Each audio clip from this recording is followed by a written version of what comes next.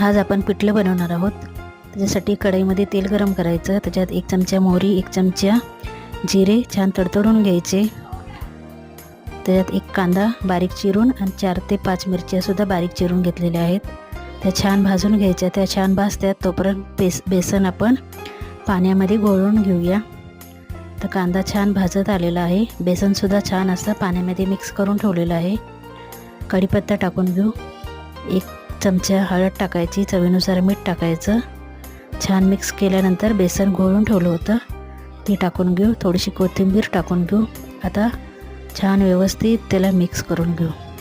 आपण 3 चमचे बेसन घेतलं होतं आणि 1 ग्लास पाणी, तर छान असं त्याला मिक्स करून घ्यायचं आणि अधूनमधून 1 ते 2 वेळा झाकण ठेवून हलवून घ्यायचं।